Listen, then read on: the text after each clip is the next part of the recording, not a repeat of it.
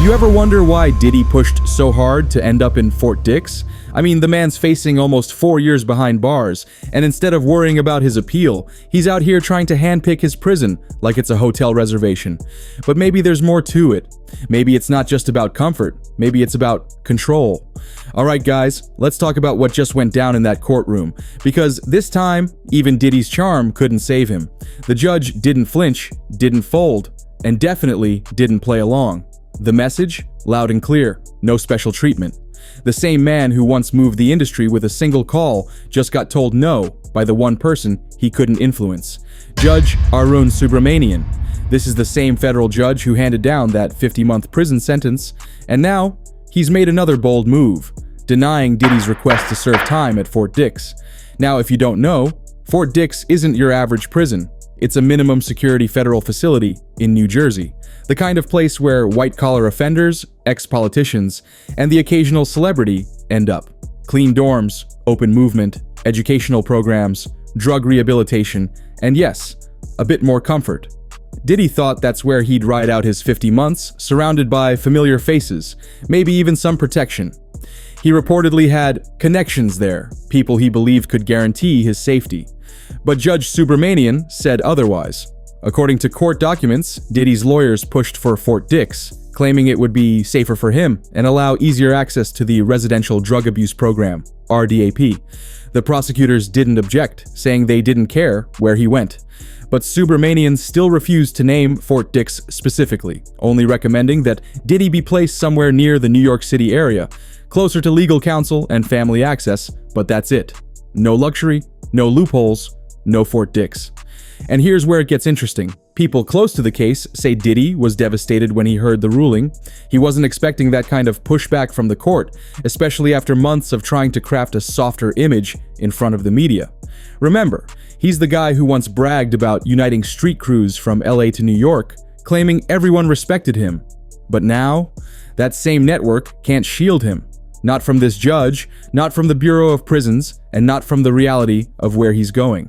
Reports say the Bureau of Prisons will make the final decision on where he serves his time, but it's almost certain it won't be Fort Dix. Instead, he'll likely be placed in a New York area federal facility. And trust me, that's a whole different world. These institutions may have stricter routines, less open space, and far less tolerance for celebrity privileges. Sources say it could make life behind bars unbearable. And here's another thing. Diddy told the court that he feared for his safety, even claiming he'd been attacked in custody. That was part of why he pushed for Fort Dix, a place he thought was safer, more controlled. But think about that. If the man who once called himself the King of New York is now scared inside a system he used to dominate from the outside, that says something, doesn't it? So, to sum it up, Judge Subramanian didn't just deny Diddy's request. He denied the illusion of power Diddy thought he still had. The message was simple. Your influence stops at the prison gate. No more private jets, no red carpets, no VIP privileges. Just a number, a uniform, and a reality check that no one, not even Diddy, can escape. From what's come out in court memos, Diddy's legal team argued that Fort Dix offered rehabilitation opportunities and safety, but that's not the whole story. Insiders say Fort Dix was Diddy's plan B, after another facility, the Otisville camp, was off the table. Otisville is one of those places that ex-bankers, politicians, and celebrities quietly pray to get into. It's known for its calm environment, minimum restrictions, and a population that's mostly non-violent, low-risk offenders. Think dorm housing, small inmate population, decent food, and even religious services on schedule. Basically, the best a federal inmate can hope for. The problem? It's exclusive. There's limited capacity, and you need to qualify as a non-violent, low-risk offender to even be considered. And while Diddy's charges didn't involve violence, the court records and witness testimonies surrounding his case painted a far more complicated picture, one that the Bureau of Prisons probably wasn't going to overlook. So Otisville was out. That's when Diddy's team pivoted to Fort Dix. On paper, it seemed like the next best thing. Another low-security facility known for housing nonviolent drug, financial, and fraud offenders. It's about 90 minutes from New York City, with open movement, dorm-style housing, outdoor recreation, and a reputation for being safer than the tougher institutions like MDC Brooklyn. Basically, Fort Dix was the perfect blend of proximity, safety, and leniency, exactly the kind of place a man like Diddy would want to disappear quietly while still keeping some comfort and control. But Judge Subramanian didn't buy it. According to his written memo, he refused to specifically name Fort Dix and instead gave Diddy until October 10th to request another general location. It was his way of saying, you can pick a region, but you don't get to pick your own reality. And that's huge, because in the federal system, judges rarely interfere with Bureau of Prisons assignments. The fact that Subramanian made it clear he wouldn't endorse a specific facility speaks volumes. People close to the case say Diddy believed Fort Dix would give him a layer of protection, familiar faces, connected inmates, maybe even people he'd helped in the past. But when that door slammed shut, so did his sense of control. Now his fate lies in the hands of the BOP, and there's no guarantee where he'll end up. And here's what's wild. Sources online, including forums run by former inmates, list about 6 possible facilities where Diddy could serve his time, depending on his classification. Some are safer, some are rougher, but none have the kind of freedom Fort Dix is known for. Once you lose that, you're just another inmate. At the end of the day, this isn't just about where he sleeps. It's about power. For a man who built his empire on image and influence, being told no twice, first by the jury, now by the judge, hits deeper than any prison wall. Here's the thing, no one's saying Diddy's about to walk into chaos, but let's be real. When you've built an empire worth hundreds of millions, and you suddenly land in a federal prison, you become a target, even if no one wants to say it out loud. People talk about extortion like it's just a rumor, but ask anyone who's done time. Favors, debts, and intimidation happen everywhere, even in the quietest facilities. Now, do I think Diddy will get extorted? Probably not. He's too high profile, too visible. The Bureau of Prisons knows what a headline that would be, but if someone were bold enough, why wouldn't they try? He's a millionaire. He's got money, status, and a name that still carries weight. That's the kind of combination that tempts the wrong kind of attention. And that's exactly why Diddy wanted Fort Dix so badly.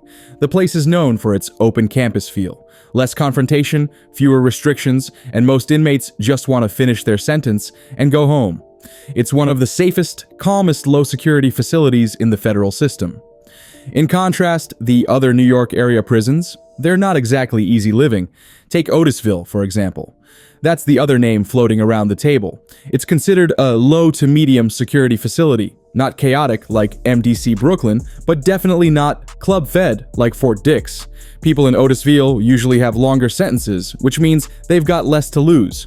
You start a fight, you get another year. They don't care. That's why it has a reputation for moderate violence. It's organized, but the tension is always there. Then there's Ray Brook, up in northern New York, near the Canadian border. Sounds peaceful until you realize it's one of the coldest and most isolated federal facilities in the region.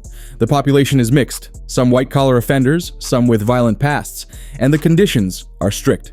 Limited visitation, fewer privileges, harsh weather. It's 5 hours from the city, so forget about frequent visits or family drop-ins.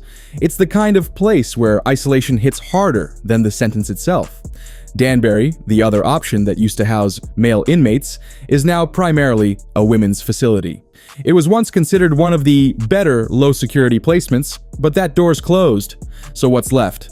MDC Brooklyn, the place Diddy's been held during trial, and trust me, no one wants to stay there. MDC Brooklyn isn't a prison you serve time in, it's where you wait for your sentence. It's overcrowded, underfunded, and constantly under investigation for conditions. If Diddy stays there, it means no movement, no real outdoor time, constant noise, and limited privacy. For someone who's used to commanding rooms and controlling every narrative, that's the ultimate mental breakdown scenario. So here's the reality. Diddy's running out of safe options. Fort Dix was the best case scenario. Structured, predictable, low drama. Everything else on the list carries risk, restriction, or total isolation. If he ends up in Otisville or Ray Brook, he'll be surrounded by inmates who don't care about fame, money, or power. And that's the part no one talks about. Once those doors close, none of it matters. Diddy might be hoping for comfort, but this system doesn't hand out comfort. It hands out time, And the only thing more dangerous than being hated in prison is being envied. At the end of the day, Diddy wasn't asking for luxury. He was asking for control.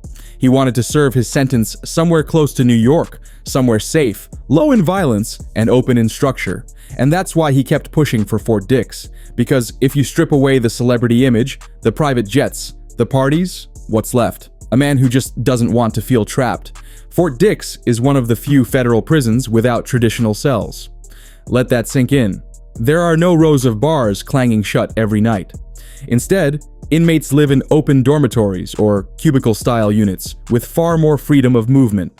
You wake up, you walk outside, you go to classes, you work, you eat. It's closer to a military barrack than a maximum security cage. Psychologically, that makes all the difference. For someone like Diddy, who spent his entire life controlling every detail, from music releases to public appearances, being locked in a 6x8 concrete box would be unbearable. Fort Dix, on the other hand, gives him a little space to breathe, to pretend like he's still in charge of something. That's what this was really about. Not comfort, but control over the little things. And location mattered. Fort Dix is only about 90 minutes from New York City. That means easier access for lawyers, visitors, and family. On paper, the Bureau of Prisons does try to place inmates within 500 miles of their family's residence, but try doesn't mean guarantee. Judges can recommend, but the BOP decides. Still, Diddy thought his family proximity argument would help his case. There's also the matter of programs. Fort Dix is known for having one of the strongest sets of inmate programs in the region, from GED and vocational training to business classes, even some creative workshops. Under the First Step Act, inmates can earn time credits for completing educational or rehabilitative programs, reducing their actual sentence. For Diddy, that meant a real shot at getting out earlier, not through connections, but through participation. Compare that to detention centers like MDC Brooklyn or MCC Manhattan. Those places have almost no programs, no outdoor time, and no structured rehabilitation. They're designed for holding, not reform. So it's easy to see why Fort Dix seemed like a lifeline. It wasn't just safer, it was smarter. And then there's reputation. Ask anyone who's done time, and they'll tell you, prisons have reputations just like neighborhoods. Some are volatile, some are chill. Fort Dix, among inmates, is known as one of the most livable facilities in the federal system. People call it Club Fed, not because it's easy, but because it's predictable. You follow the rules, do your time, and go home. But here's the twist. That same reputation is exactly why Diddy didn't get it. When the judge saw a high-profile celebrity asking for the easiest spot in the federal system, it probably raised a red flag. After all, this wasn't supposed to be a vacation, it was supposed to be punishment. And maybe that's the real lesson here. Diddy wasn't just denied a prison request, he was denied comfort, control, and the illusion that money can still bend the rules. The system finally told him no, not out of spite, but out of balance. Because for once, the playing field had to stay even. In federal prison circles, Fort Dix is known as livable. Not luxurious, but definitely one of the better options if you're serving time in the Northeast. It's got an open layout, dorm-style housing, and a calmer atmosphere than most facilities. Some even describe it as a camp-style experience, where you can do your time quietly without the daily chaos or lockdowns that plague tougher prisons. It's not Club Med, but compared to places like MDC Brooklyn or Ray Brook, it's paradise. And here's the thing. Sometimes, inmates request certain facilities not for comfort, but for connection. They want to be around people they know, people from similar backgrounds, or even old associates. It's not about favoritism, it's about familiarity. In a world where trust is rare, knowing who's around you can mean safety. Diddy, according to several insiders, believed he had those connections at Fort Dix. Individuals who could look out for him, smooth his transition, maybe even provide a buffer from unwanted attention. But Judge Arun Subramanian wasn't buying it. When he reviewed Diddy's request, he didn't see a safety plea. He saw strategy, a high-profile defendant trying to shape his punishment. And so, he said no. Firm, clear, and on record. And that no meant more than just a rejection of a facility request. It was a statement that wealth and fame can't write the rules anymore. Now about the sentence itself. Some people thought 50 months, just over 4 years, was too light. Others said it was fair given the charges, and a few even whispered that the judge went easy. But the truth? Judge Subramanian played it smart. Federal judges have to balance optics and legality, and anything too extreme could have been overturned on appeal. Reports say Diddy's pre-sentencing recommendation was closer to 60 months. By giving him 50, Subramanian kept the ruling airtight. Tough, but appeal-proof. Even so, in court, Diddy reportedly looked broken. Gone was the confident mogul who used to command stages and cameras. He stood there, in front of a federal judge, pleading, "Please, I'll do whatever the court says. I just want to come home." But Subramanian wasn't swayed by emotion. He could have added months, maybe even years, but he didn't. Instead, he gave Diddy what he earned. Not the maximum, but not mercy either. And let's be honest, Diddy thought he was slick. He thought maybe his legal team, his reputation, his decades of influence could tilt the outcome. But this isn't a recording studio, and Subramanian isn't a producer. There's no remix in federal sentencing. So while some people out there wish the punishment was longer, the judge's restraint actually made the decision bulletproof. Because when this case inevitably hits the appeals court, Diddy's lawyers won't have much to work with. The sentence was balanced by the book, and even slightly below recommendation. It's ironic for a man who built a career on control. Every decision that matters now is out of his hands, from where he sleeps, to how long he stays, to who decides his next move. And maybe that's the real punishment here, not the years, but the loss of power. When the gavel finally came down, it wasn't just a sentence, it was a statement. Judge Subramanian could have easily gone higher. The guidelines allowed him to, and the courtroom tension made it clear that some people expected it, but instead, he showed restraint. Some might even call it mercy. Still, Diddy's defense team didn't see it that way. The moment court adjourned, his lawyers stormed out of the courthouse, fuming. According to reporters, they accused the judge of acting like a 13th juror, calling the verdict an abomination. They claimed bias, unfair treatment, and promised to fight on appeal. But here's the truth. Their outrage wasn't about justice. It was about losing control. Because Diddy's whole defense strategy revolved around control. Control the narrative, control the optics, control the outcome. And for the first time in decades, none of that worked. The man who used to make phone calls that could shift an entire industry couldn't sway one judge in a Manhattan courtroom. Even the prosecution didn't object to Fort Dix. They literally said, "We don't care where he goes." But the judge still said no. That's how clear the message was. Diddy was told to submit another US region by October 10th, or the Bureau of Prisons would make the choice for him. Translation: you don't get to choose your comfort zone anymore, and make no mistake, Judge Subramanian wasn't being cruel. He was drawing a line. By hook or by crook, Diddy was not going to Club Fed. Not this time. Not after everything that came out. So now, Diddy's sitting, waiting, in custody, watching the walls close in. The same walls he thought he could avoid. And that Fort Dix dream? Gone. Instead, he's facing a transfer to a far rougher environment somewhere in the New York system. Reports say he's anxious, even fearful about what's coming next. And who can blame him? Extortion? Bullying? Social isolation? It's not paranoia, it's prison reality.